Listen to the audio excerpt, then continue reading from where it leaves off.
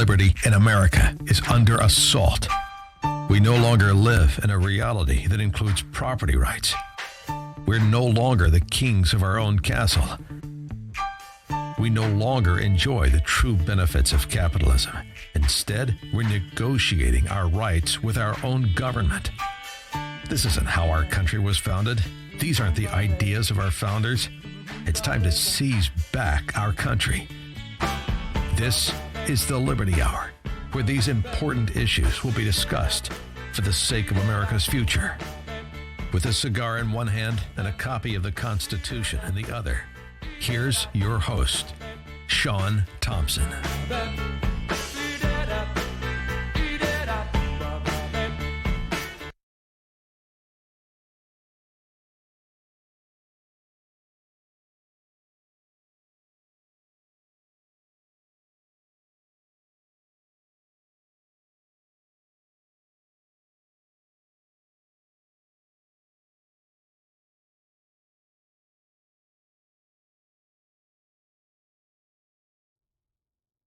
Now we got it. So I'm on air right now. This is all Dan Proft's fault. But make no mistake of it. I don't blame you. Did you see him with the writer's block? Yeah. It was great. Mike Gallagher. Uh-oh. Maybe I'm doing Mike Gallagher's show. Who knows? But we're going to have fun anyway. This is the Liberty Hour. And I have to tell you, it's been a couple of days. And I if you listen to the Liberty Hour on Sunday night, I kind of predicted, I knew what was going to happen with the constant onslaught of how Donald Trump was somehow going to be blamed for the mass shootings, that the propaganda would ensue, that you were supposed to hate for hate. Oh, you should see what's going on in there, boys. They're running around and everything. Poor Quinn. I could almost watch the hair jump off his head. There's some sort of technical thing going on here with the studio. I'm assuming the podcast is going out, so I'm going to continue as if it were. And I'm going to furthermore explain why I'm not going to partake in the constant rhetoric of Trump is not to blame, they're blaming Trump. Because if you're listening to the Liberty Hour podcast, you're already intelligent enough to decipher the fact that the statist will use any sort of tragedy, will try to capitalize on any sort of division, will try to use any weapon at his reach to further his power over the citizens. And this is going to be not just the last time this will happen. This is the modus operandi for the statists, as it always has been. Now, normally they capitalize on their own failure, which they're extremely good at, to shrink your liberty and further their tyranny. But sadly, this will happen again. It's a sad reality of where we live, because the reality is we're surrounded by evil. Some of the evil comes from the right, some of the evil comes from the left, but make no mistake about it, evil is what surrounds you. The difference in this country is it is built on the premise that you are innocent of evil until you commit evil. And I watch as I'm seeing a massive shift in the body politic that I think started from the minute we allowed tyrants and socialists and communists to disguise themselves as liberals.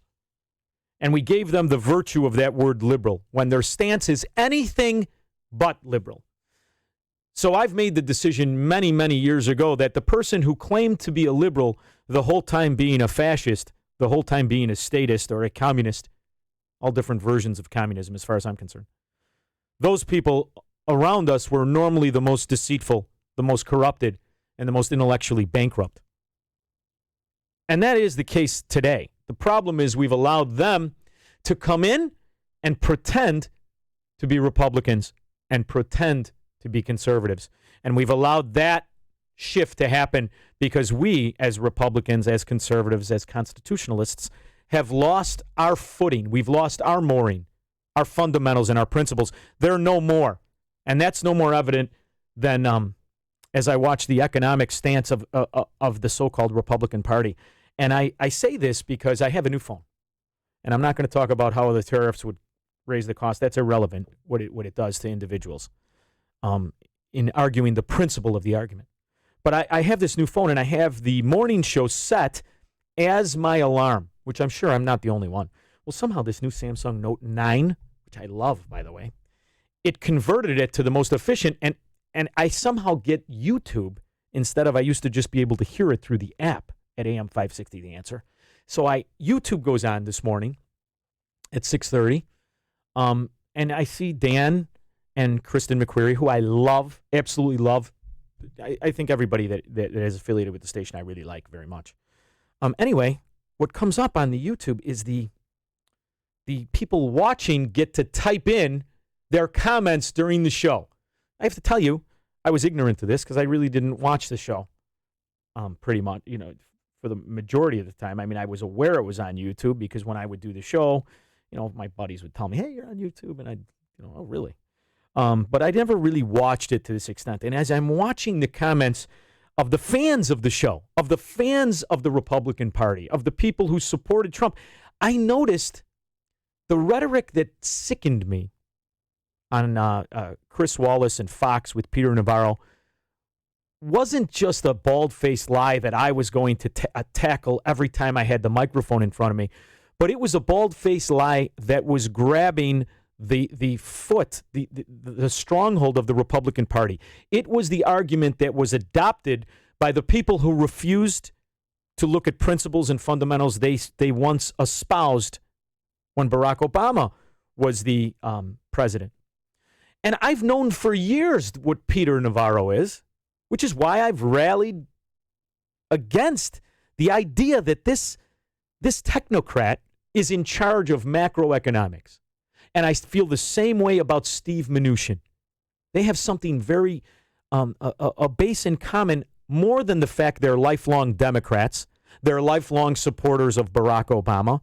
They both blindly and mindlessly chanted the attributes of socialism in a social setting of your society, and somehow tried to have it interwoven with financial.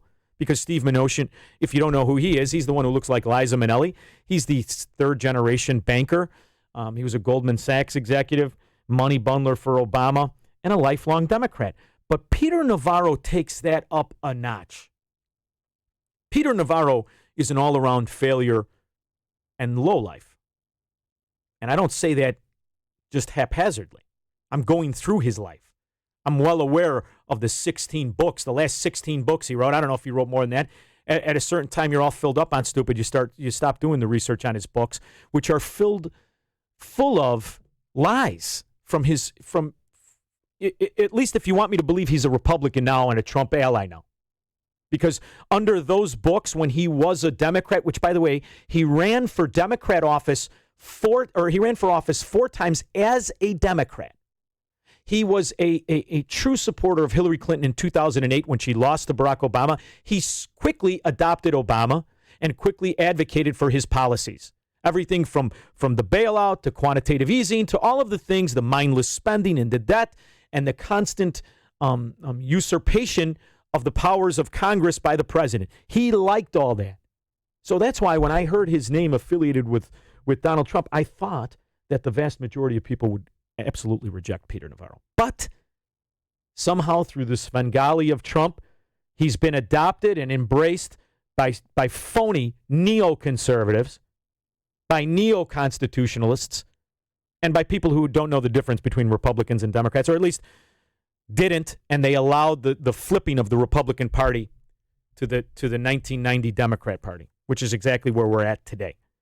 That's why Donald Trump, a Democrat himself, for the vast majority, self-described as late as 2006, is now compared to the Republican that most people pretend is the most conservative, Ronald Reagan. And now he's Reagan. I've heard that since he was running. He was Reagan. Well, and yes, Reagan was a Democrat at one time in his life. I'm well aware of it. And all the people who are shaking and gritting their teeth, 312-642-5600. We're live. You can give us a call if you care to participate in the show. But Ronald Reagan wasn't great because he was a former Democrat. He was great because he rejected the principles that was the Democrat Party. He rejected socialism late in life. He became an advocate and a believer in Austrian economics. He was a student of the von Mises philosophy and all of the others. I'm not just naming von Mises. I mean, from Hayek to Adam Smith, but most importantly, he was a constant fan and a consultant who consulted him, and he had mistakes too, is Milton Friedman. Nobody's perfect, and all of these people I mentioned have very bad ideas. Nobody's perfect. Me, everybody else, nobody's perfect. But the fundamental philosophy of liberty and freedom is perfect. The problem is we sometimes are influenced by current events, situations, and emotions that we bastardize what those principles are. And that's happened to an extent that can't be denied. And I'm not going to use my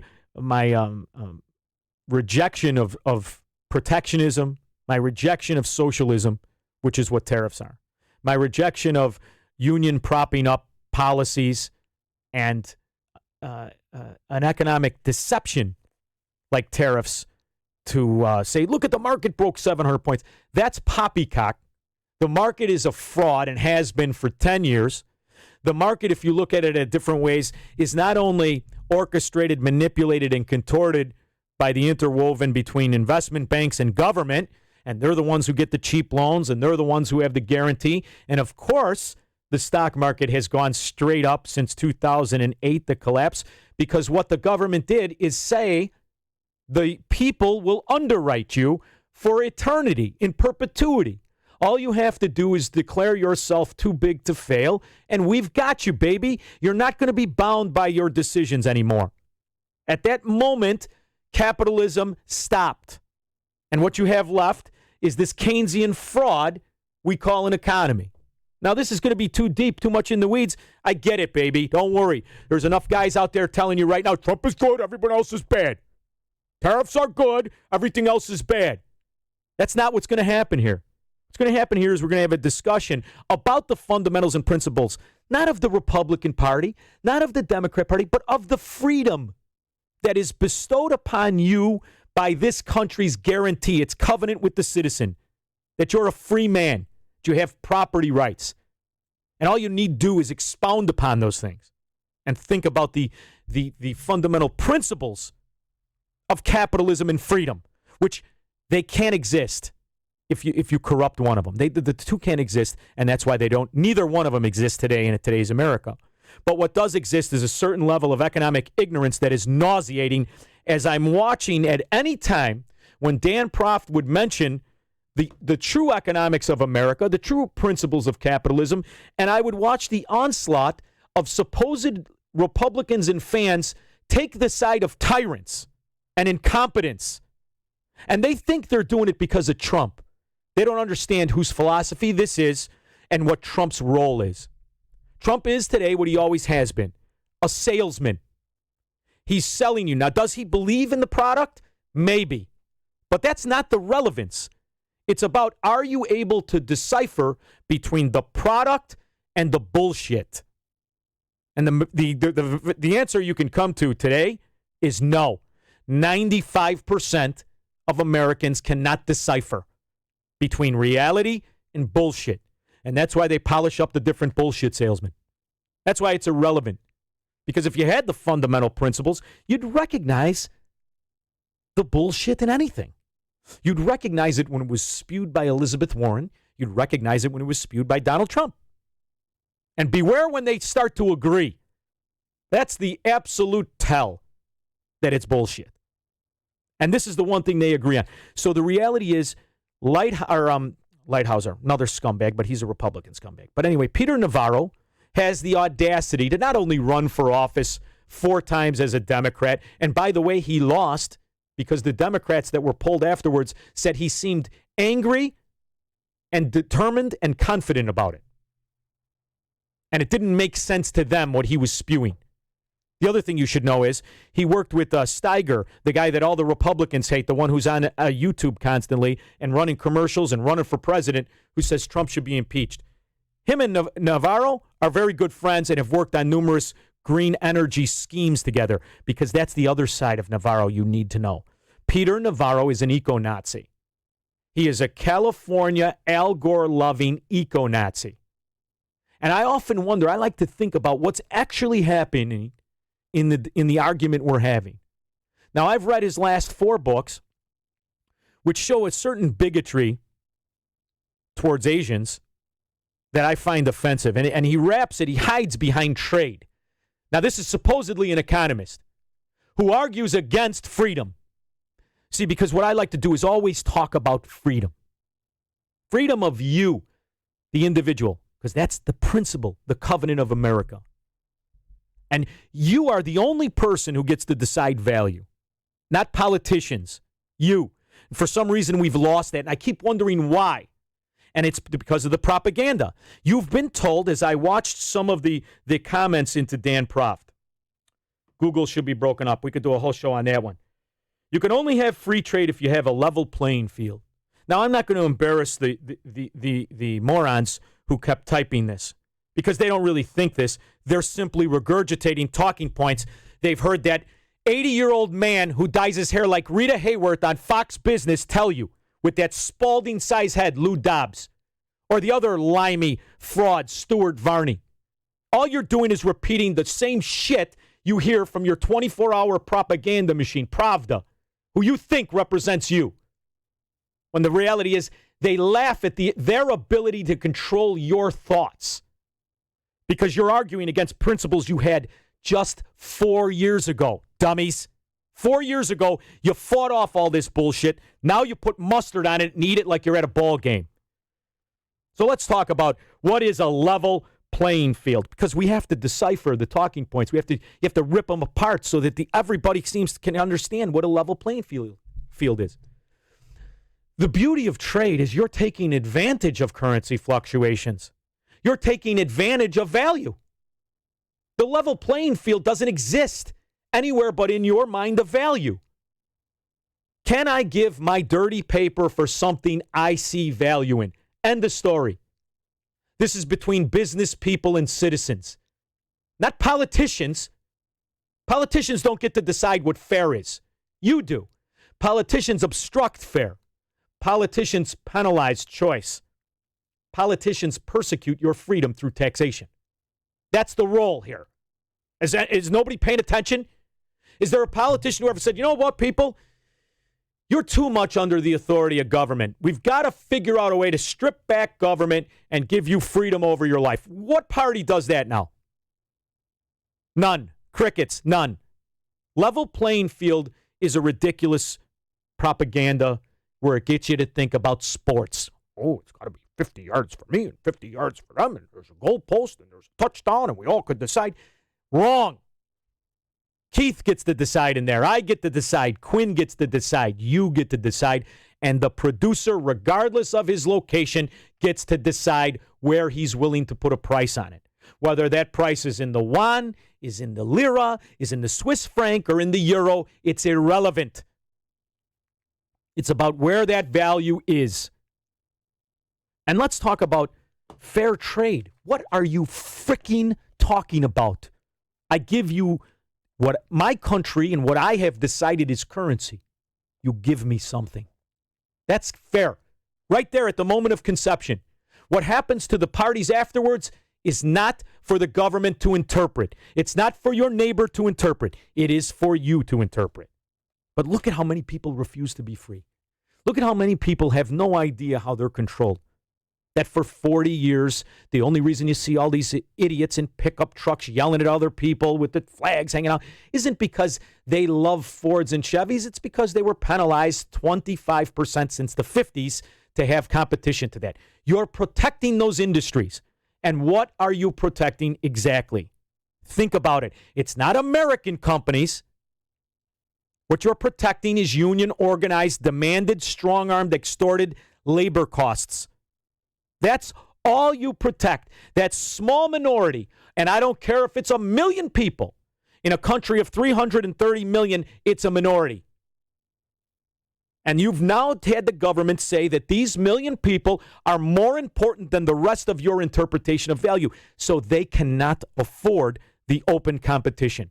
They can't afford it. So they use government and they pay all the people who are in it to guarantee there will not be fairness.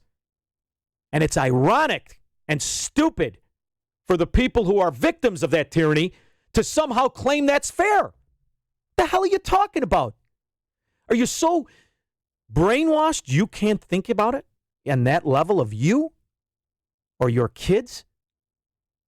And if there is a manipulation, and this is the greatest scam of all, we had some issues here with the board, so I'm not sure if I'm going to be hitting the right clip. God, I want to hit the right clip. It's Navarro. Let's do 7 deadly sins here. The 7 deadly sins here, basically, it's stop stealing our intellectual property. Stop stealing our intellectual property. We're going to decipher each one of these lies. Who's our? If a company contracts a foreign government to produce its product, and that company is the victim of a crime, why is that your problem? If the company is really a victim, isn't it the company's responsibility to tackle it? And if the company is having its intellectual property stolen, why in the hell does it keep going to it? Let that company continue to make bad decisions so that the products it makes become of value to me. I don't really give a shit. That's the company. Let the board of that company, let the owner of the company, let the shareholders of the company say, what in the are you doing? What are you doing? Stop going to China if they're stealing your intellectual property. But what does this achieve? This achieves all the virtue among the regular people to say, hey, I'll stick up for them. After all, they're American companies. I'll stick up for them. You're on the wrong team, dummy. If they can't make good decisions, let them go bankrupt. They should be forced to make the right decisions. You shouldn't use your government to extort anybody in any relationship between business and men. Period. Stop forcing technology transfer. Stop hacking our computers to steal our trade secrets. Stop hacking our computers to steal our trade secrets. Well, who gets to decide what? First of all, how many computers have been hacked from within American citizens abroad? So are you going to pick winners and losers? And if so, what is the NSA? What is the government bureaucracy that is supposed to be in charge of all of this nonsense between hacking? And where are the security agencies? Where are the McAfees of the world? I mean, I had to pick that crackpot. Where are the different steps being taken by these companies that are being hacked? Citibank gets hacked. Somehow they're the victim? No, they were supposed to have the security in place to prevent it. They're the ones who should be liable for any losses of their customers. But look at what you get to do. You get to demonize an entire country. And if the Chinese government is instructing its military to hack other countries and other things, then why aren't we instructing our government to A, do the same, and B, figure out how to stop it? You do not have the authority to use the weapon of tyranny against your own citizens in order as a lever to stop that. Just fix it. Stop dumping into our markets and putting our companies out of business. That is a bullshit lie that is said specifically by the companies that can't compete with products that are purchased. What do you mean dumping? Is someone dropping off steel at the end of a pier and saying, have at it? You know, and I'm not going to take the low fruit and talk about how Donald Trump only bought the foreign steel. Forget about it. I don't want to do that whole personality thing because everyone puts on their Caddyshack hat and they can't stop to think. Because the reality of what's happened since the steel tariffs is that the American steel companies are middling the foreign steel, stamping it American and reselling it to you without manufacturing it, and have already increased their prices 20%. That's just the reality of what we live in. So is that considered dumping, or is that considered arbitrage by companies that are guaranteed government enforcement of profit? They're not dumping. That's a bullshit term. Because it invokes in you, the citizen, as if you're going to stick up for the American company that somehow has been victims of abandoned product for everyone to take and sell and undercut the American company. Rather than exactly what has the American labor extortion racket called unions done to the costs of production. This way, you not only have to fix that and make unions competitive, you strengthen their position. And they've somehow carved out a middle where they get, what does the union delegates make? You know, the same unions that pay off the Chicago politician named Cullerton? How much is their revenue? Where does it come from? And what do they do with it? Let's pan back and think in a little couple bits of dimension where you see the reality of what you're arguing for. Because all of you people who are arguing for some false idea of fair trade, not only are you arguing against yourself and your kids and your neighbors, you're arguing to protect the very corruption we know exists around us in union extorted labor and payoffs to politicians. So pick your frickin' poison. Their state-owned enterprises from heavy subsidies. Stop. You got the balls to say that you're mad that China subsidizes industries? You freaking lying scumbag who are paying off farmers. How many times just since you've been in the White House? 4. And how many billions?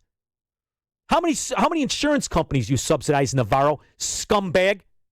How many manufacturers you subsidize through forced interest rates at low loans to targeted industries? Scumbag. How many? Stop the fentanyl, stop the currency manipulation. These are all structural The changes. currency manipulation. There it is. You mean like when a president demands that quantitative easing be given, even though the same wide-hipped president tells me this is the best economy that the country's ever had? The one who demands more money be clicked at a mouse and created, and the one who demands that cheap lending continue, the one who extorts the Federal Reserve and extorts the banks and forces low lending to unqualified buyers because all that shit that broke the market, it's back. I'm really a real estate broker. I get all the emails, no doc loan, jumbo low interest rate, the whole thing. It's all back, kids. And that's directly from the White House. And that's, Peter Navarro calls China currency manipulators. Since September 11th to now, you've increased the monetary base, which is the money, the dollar, over 600%. The bulk of which after 2008. Is that currency manipulation? When you demand we constantly click a mouse to create more money? When you sign a spending budget that blows the doors off Democrats? When you borrow at a mindless rate that's going to exceed and double the debt in 16 years? Is that currency manipulation? Yes, it is. So if Peter Navarro is so offended by currency manipulation, why doesn't he stop it in his own frickin' country? Because he needs to use it as an excuse. When the reality is, if China's manipulating its currency, good for us. Good. That's less dirty paper, more value. That means all the prices go down. That means if what the American entrepreneur should be doing is saying, I'll buy everything. Give me it. Give me it all. But no. There's a balance that must be protected. A balance of fairness. Whose idea of fairness? The politician who's paid for by the companies. The politician who has the lobbyists that go all the way to the frickin' White House like Lighthouser. You think it's a coincidence that Steele was the first one? Look at what Lighthouser is and was. And I've been corrected on how I pronounce his name. His name is shit to me. So I don't really care if it's Lighthizer or Lighthouser. He's a piece of shit. Just like Navarro, just like Liza Minnelli, Steven Mnuchin. And look at what he's done in his past. The foreclosure king. How him and his family, with his connections through bank and government, Democrats, by the way, bought the bank in Indianapolis. I mean, it was ridiculous. He bought $14 billion worth of assets for less than $1 billion. So focus on what's really happening here. And the idea that you now have this lifelong green energy tyrant Democrat not only posing as a Republican, but writing financial theories, remaking capitalism in the idea of socialism, telling you it's somehow you're a victim and you have to cheer for the tyranny over your costs. It's moronic. What do you think are the chances that China will keep this trade war going until after the 2020 election to see who's elected? I think what's important now, Chris, is that we continue the negotiating process. Bob Lighthizer and Steve Mnuchin went to Listen to the Shanghai. We were planning on having the Chinese come in September. I think the best thing to do is negotiate behind closed doors. Negotiate behind closed doors. Why do you think he wants to negotiate behind closed doors? Because as they call China the one lying and breaking the rules, it's us. We're the bad guy here. And the good cop, bad cop routine, how much longer is that going to play out? You know what that is, right? The good cop, bad cop. That's where Trump gets his long tie, goes on the plane, meets the premier, the president, or whatever it is of any given country, and they love him. We're such good friends. And the whole time his liaison is cutting deals and making American obligations that he intends on breaking, then blaming China. China currency manipulation is the greatest friend of the American consumer. You're going to make products at lower dollar costs? Bully for us. But you know who doesn't like that? The American labor extortion called unions. They don't like that because it gets to show how inept we are at creating value. So they need the government to leverage it. That's the real scam. And yet, once again, well, Peter Navarro's saying it on behalf of Donald Trump. So let all the Republicans and pretend conservatives pretend that this is really a position that normal conservatives, normal people who espouse individual property rights and liberty would support. That's fascinating. Fascinating.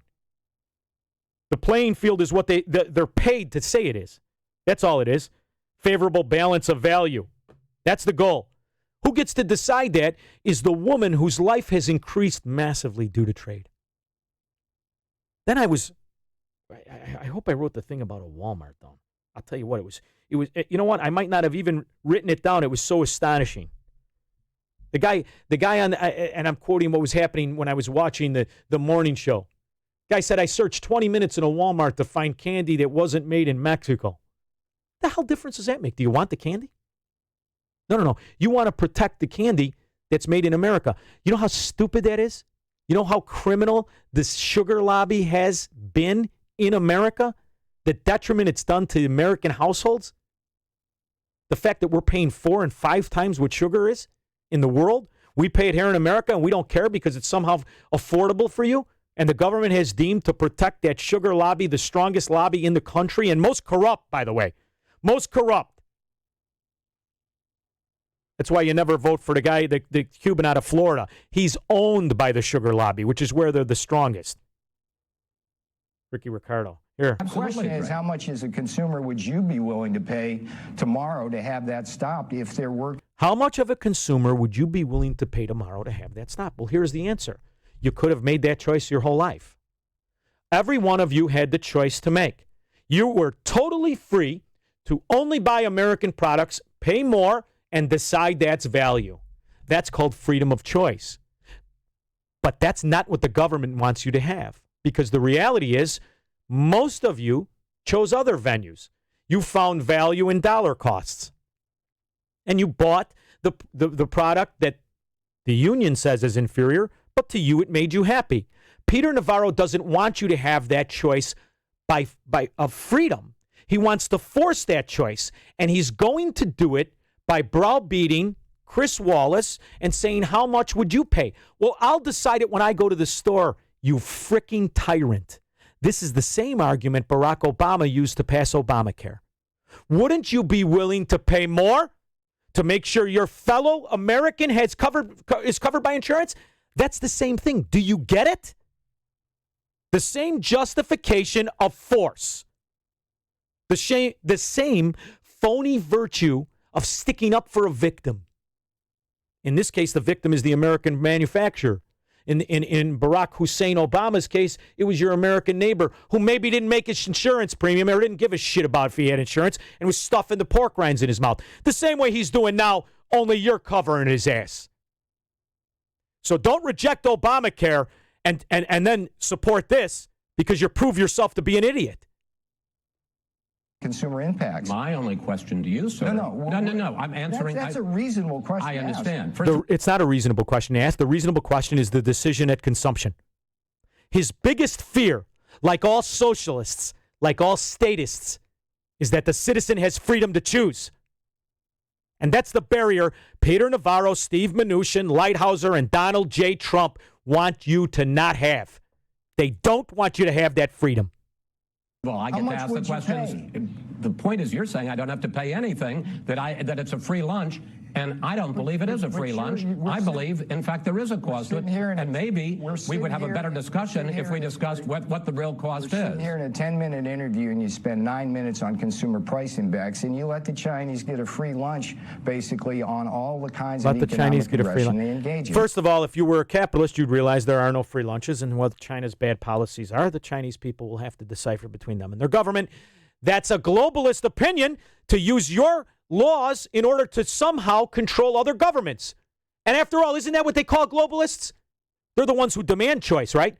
See, you're too stupid. Most people are too stupid to even know what a globalist is. There's your globalist, Peter fricking Navarro, anti-Asian fraud, bigot, scumbag that he is, Democrat scumbag that he is.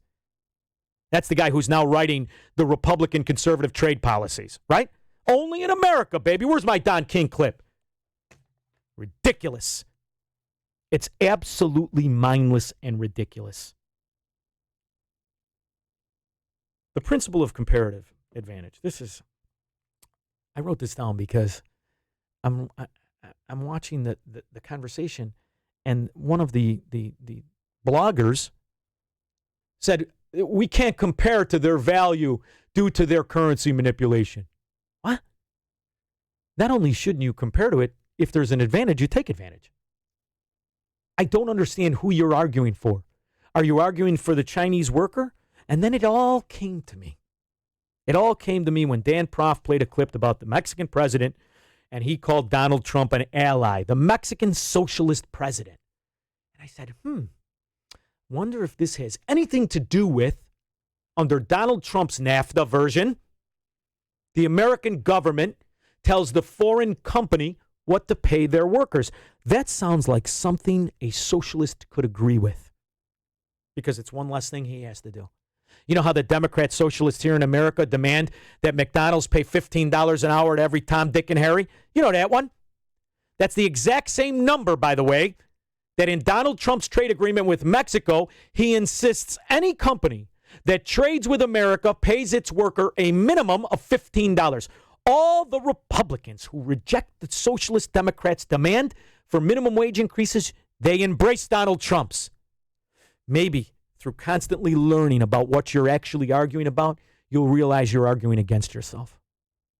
Maybe if you focus on, just for a moment, that you're on your side and nobody else is. That when you take the speech and the verbiage and the demands of the Democrat Socialist Party and you put a Caddyshack hat on when you do it, you're still arguing for socialism. Maybe then the people will understand, the people will figure out you're arguing against your own interest, number one, but moreover, and most importantly, you're arguing against our Constitution, number two. You're arguing against your neighbor's liberty, number three. And you're arguing the statist position, number four. And that's what Barack Hussein Obama had when he wanted to pass his pet projects. And that's what Donald J. Trump has when he wants to pass his. And ironically, they're in massive agreement.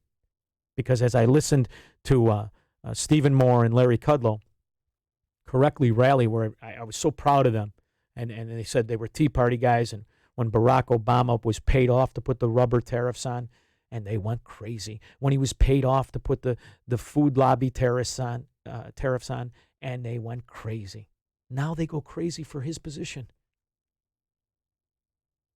You know, there's a quiet effect of logistics that's happening here. I don't know if you're aware of this. I'm supposed to go, but I want to tell you this real quick. Pay attention right now to the amount of multi-generational trucking companies that are going out of business. Pay attention right now to the trucking industry and how it's under constant pressure, how it's under constant statism. Pay attention to how they're falling out of business. Those are the invisible effects versus the visible effects of how Trump can force banks to give low-interest loans and grants to companies to promise to build steel mills and protected other manufacturing industries under his tariff plan.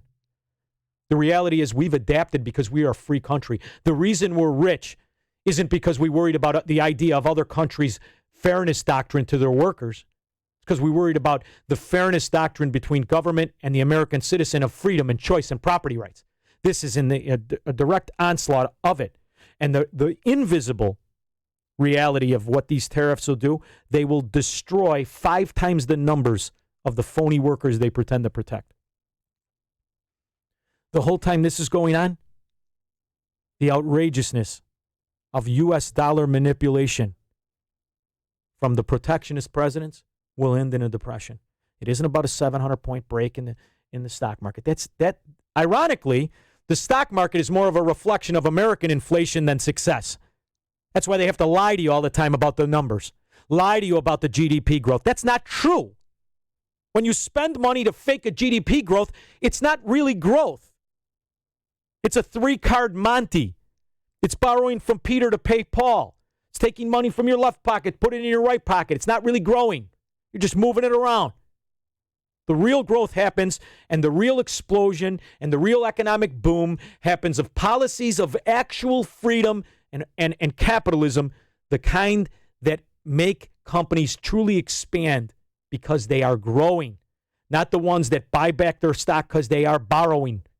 These companies, the stock market isn't the companies that are thriving. It's companies that are taking on debt and making it appear to be revenue. That's why Trump argues for low interest rates. It's a paper cook scam. It's not real. I said to you long ago, there will never be a Trump yuppie. There will never be an expansion and creation of entrepreneurial businesses under Trump. In fact, it will be quite the opposite. And that's what's happening. It isn't about the stock market. It's about the shrinking of independent growth that cannot happen under a controlled, protected society. And they are backdoor nationalizing these companies. So when Peter Navarro says China is subsidizing companies they pay, so are we. Or that they own, so are we.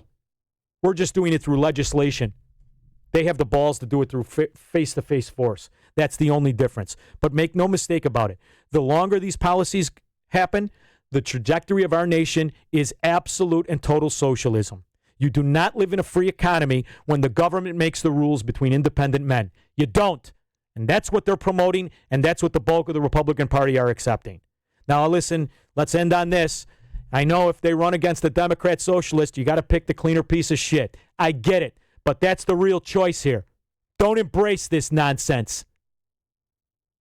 Because you got 2 years, and I know that we're all focused on pep rallies. In the meantime, focus on the goddamn policies and demand that this stops. Don't give them your money and demand that they correct it before you give them your support. Stand for something or you're going to bow for everything. Nobody embodies that more than Donald Trump, because the reality is the bulk of the American people stand for nothing. In fact, they stand against freedom, against liberty. If you're embracing this, you're embracing statism. You're embracing tyranny. So your argument isn't against it. You just like the management. You want to pick the manager. I want to reject the tyranny. I want to reject the statism. This is the Liberty Hour. Thank you to Keith Conrad, who straightened up a bunch of stuff that was chaos in the morning. I wonder if I was on Gallagher. Maybe tomorrow. No? All right. Liberty in America is under assault. We no longer live in a reality that includes property rights. We're no longer the kings of our own castle. We no longer enjoy the true benefits of capitalism. Instead, we're negotiating our rights with our own government. This isn't how our country was founded.